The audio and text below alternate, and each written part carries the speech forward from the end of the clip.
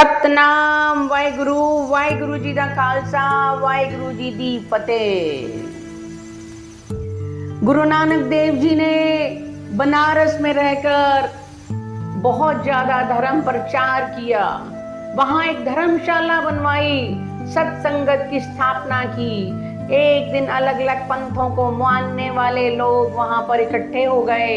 कोई कहता था ग्रंथ पढ़ो, कोई कहता था गृहस्थ त्याग कर वनों में तप करो, कोई कहता था तीर्थों का भ्रमण करो, कोई मूर्ति पूजा में विश्वास करता था तो कोई निराकार प्रभु में, कोई कहता था कर्म कांड करो। किंतु उस प्रभु को कौन सा रास्ता, कौन सा कर्म भाता है जिससे वे हम पर खुश हो, हमें उसकी निकटता मिल सके।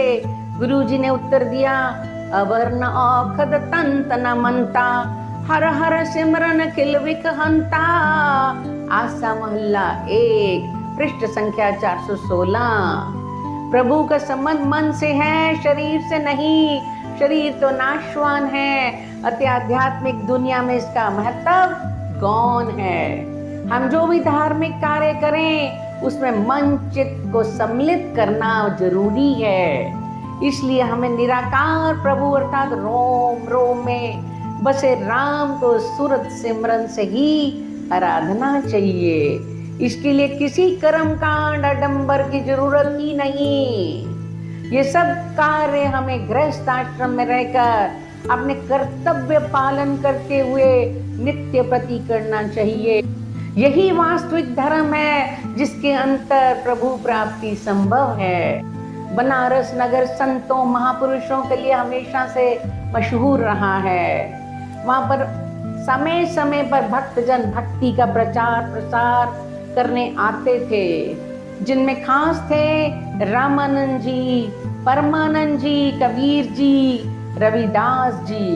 और इन महापुरुषों के वहां पर आश्रम थे जो समय के अनुसार उनके अनुयायी चला रहे थे, और महापुरुषों के परलोक सिधारने के बाद उनकी वाणी के माध्यम से अपने अपने पंथ चला रहे थे।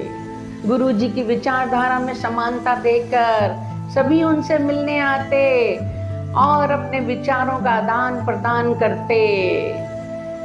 इस प्रकार गुरु जी अपनी वाणी कीर्तन उनको सुनाते। वहां उनसे भी कबीर, रविदास, रामानंद, परमानंद की प्रमुख रचनाएं सुनते। उनमें जो आध्यात्मिक कसौटी पर खरी उतरती उनको अपनी पोथी में उतार लेते। श्री गुरु नानक देव जी बद्रीनाथ मंदिर से फिर सुमेरु पर्वत कैलाश की यात्रा के लिए चले जाते हैं। आपको रास्ते में कुछ अन्य सन्यासी भी लिपुलेप दर्रे की ओर जाते हुए मिले, जो मानसरोवर झील के स्नान के लिए तीर्थ यात्रा पर जा रहे थे। लिपुलेप दर्रा पार करने के बाद तिब्बती क्षेत्र में आप टकलाकोट नामक नगर में पहुंचे। वहां आप जी ने कुछ दिनों के लिए पड़ाव डाला। उन दिनों वहां बौद्ध धर्म के अनुयायी रहते थे।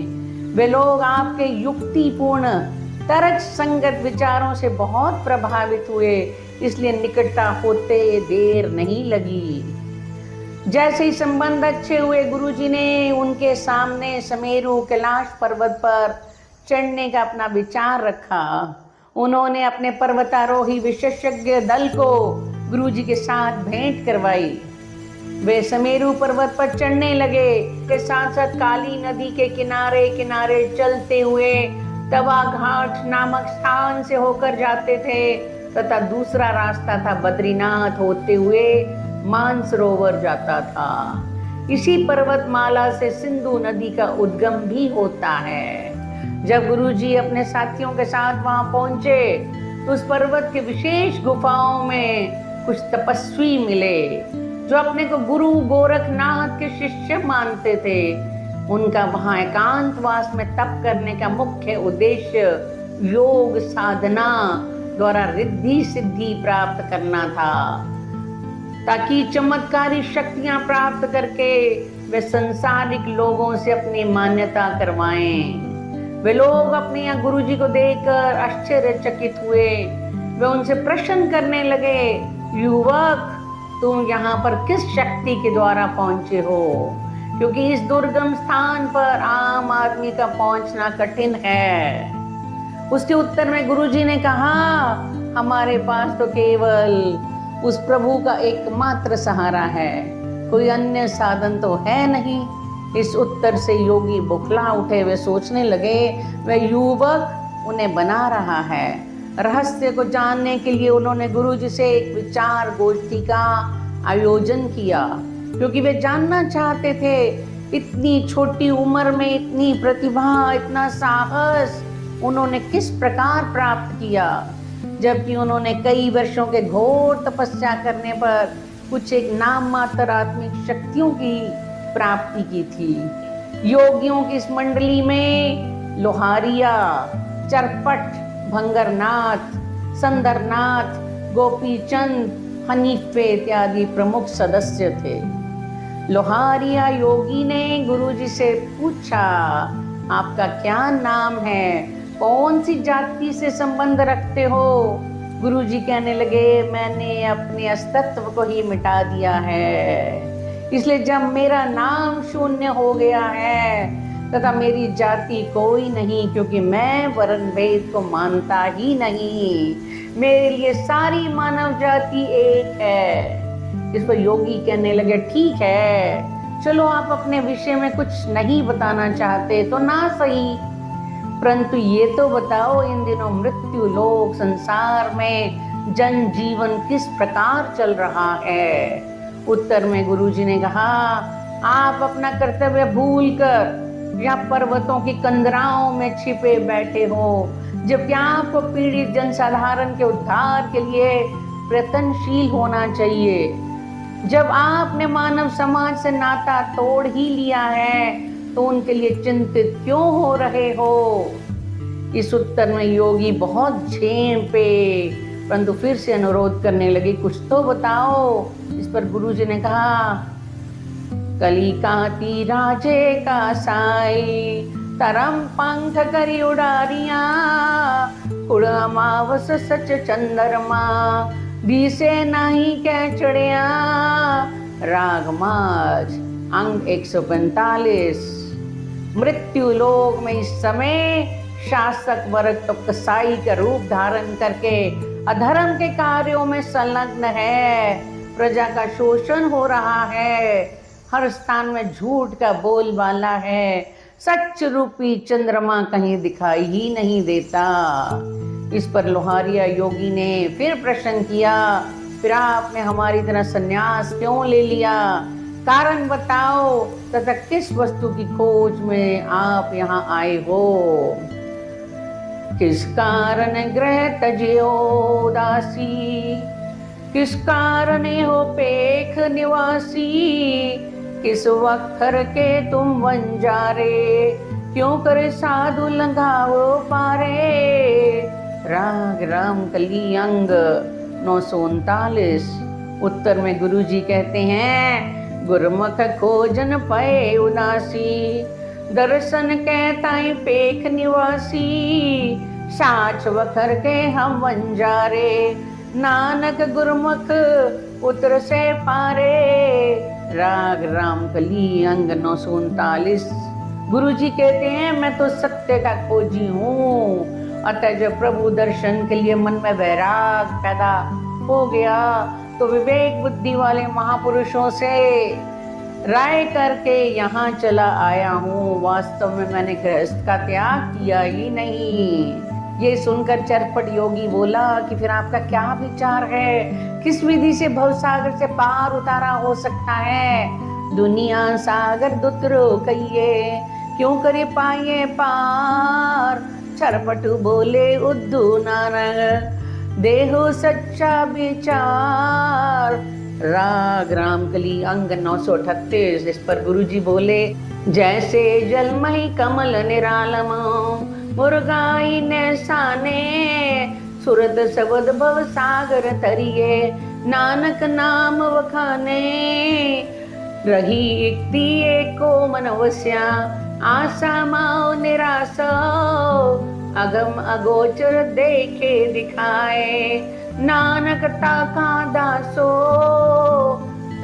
रामकली अंग 938। जैसे कमल का फूल पानी में रहते हुए भी निर्लेप रहता है, मुर्गा भी पक्षी पानी में गोते लगाती हुई भी भीगती नहीं, ठीक इस प्रकार प्राणी को मानव समाज में रहते हुए माया के बंधनों से ऊपर रहकर भव सागर से पार हो जाना चाहिए। व्यक्ति को अपने हृदय में प्रभु की याद को सदैव रखते हुए संसारिक कार्य करते हुए वैराग्य का जीवन जीना चाहिए। जो इस विधि से भव सागर पार करने का प्रयत्न करता है वही हमारा मित्र है, हम उसके सखा हैं। जीवन के इस रहस्य को सुनकर योगी गुरुदेव से बोले, हे युवक, तुम्हारा गुरु कौन है? तुम किस सिद्धांतवाद को मानते हो? कब से इस पर आचरण कर रहे हो? कवन मूल कवन मत वेला, तेरा कवन गुरु जिसका तू चेला।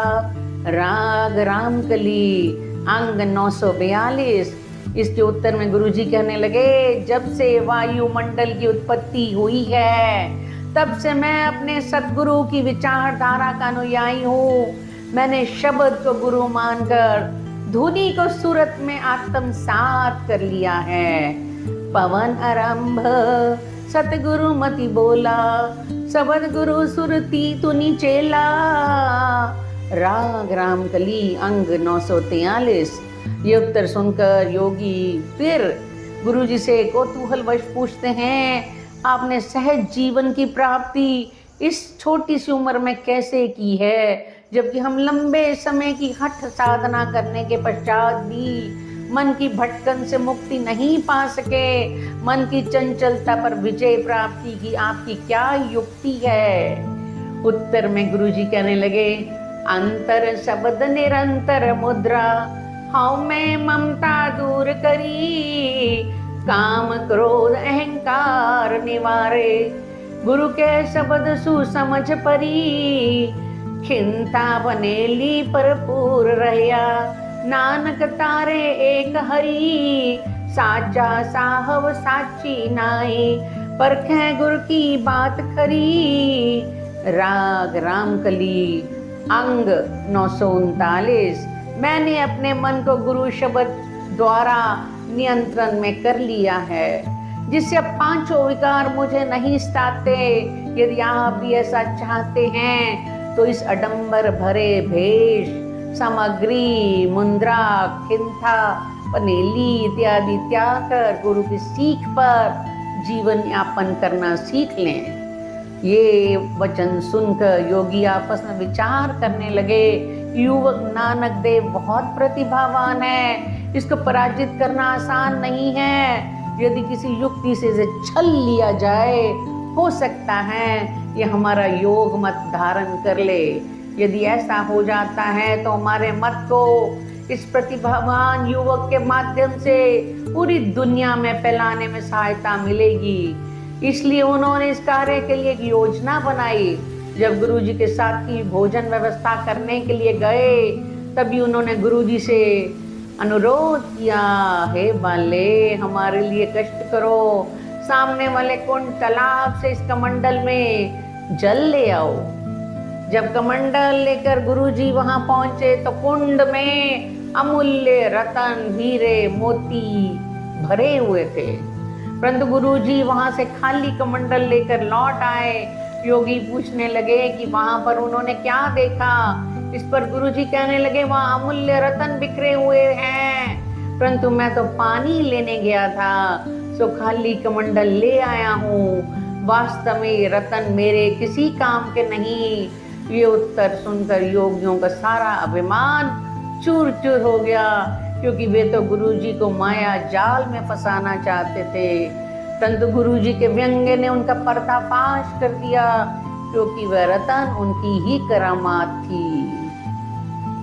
कनीफा नाम के योगी ने गुरुजी को अपने मत की श्रेष्ठता बताते हुए कहा कि यदि वे योगी बन जाएं, कानों में मुद्रा तथा शरीर पर भस्म लगाकर वृक्षाला या लंगोटी धारण कर लें तो उनकी बहुत मान्यता होगी तथा वे परम पद को प्राप्त हो जाएंगे।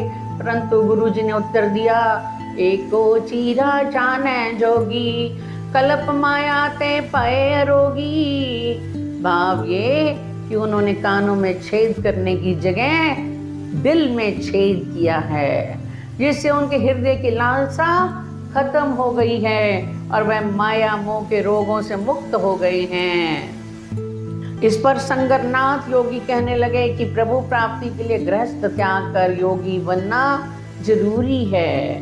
वे इसलिए कि संसारिक झंझटों के रहते आराधना हो नहीं सकती। मूल विटप को गृहस्थ पठानो, आश्रम अपर की शाखा जानो। उत्तर में गुरुजी ने कहा, संसार की उत्पत्ति का मूल स्रोत तो गृहस्थ है, इसके बिना तो किसी के सत्व की कल्पना भी नहीं की जा सकती। इसलिए गृहस्थ ही सबसे बड़ा आश्रम है, जहाँ सभी कर्तव्य निभाते हुए आराधना भी की जा सकती है। फिर वे पूछने लगे, आपने गृहस्थ में रहते माया कैसे त्यागी है, काम क्रोध पर कैसे विजय पाई? उत्तर में गुरुजी ने कहा, सच जान कर काल गवाइए, सुरत शब्द स्यु त्यागी माया। दृढ़ विचार विकार सब जीते, त्रैगुण मेटे पए अतीते।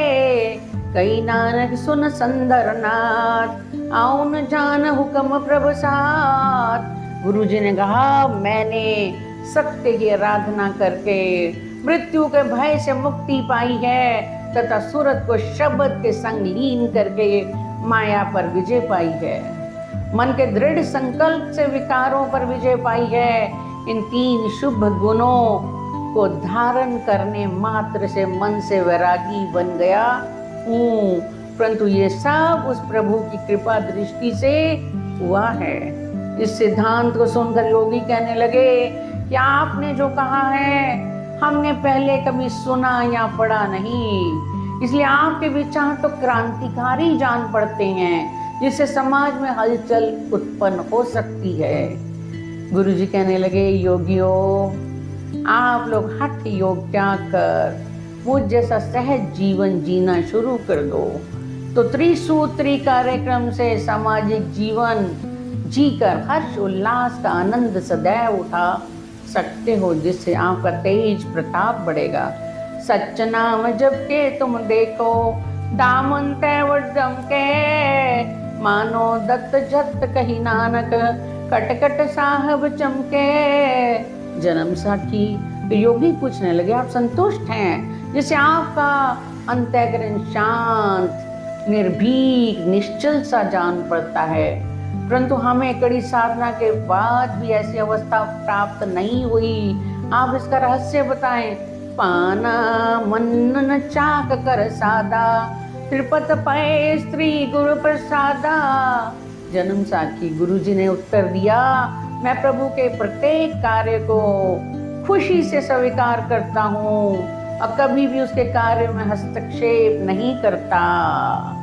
इसलिए मैं हमेशा हर्ष उल्लास में दिखाई देता हूँ, परंतु ये अवस्था मुझे शब्द गुरु की कृपा से मिली है। ये ज्ञात होते ही सभी योगियों ने अपनी हठ धर्मी त्याग कर पराजय स्वीकार कर ली और कहा, नानक जी, आपका रास्ता ही सारे मानव कल्याण के लिए हितकारी है, अतः हम भी आपकी प्रेरणा से प्रेरित हो गए हैं। इस पर गुरुजी ने उनको सत्य मार्ग दृढ़ करवाकर स्वयं वापस टकलाकोट पहुंच गए। सतनाम वाहिगुरु, वाहिगुरु जी का खालसा, वाहिगुरु जी दी फतेह।